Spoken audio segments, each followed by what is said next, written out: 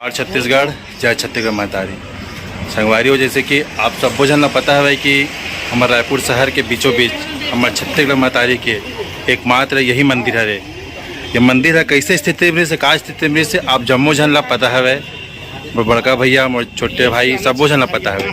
फिर हम कुछ भाई मन मिल के मंदिर के अतका मान गुण कर अतना यहाँ तक पहुँचान अपन देख सकत हव।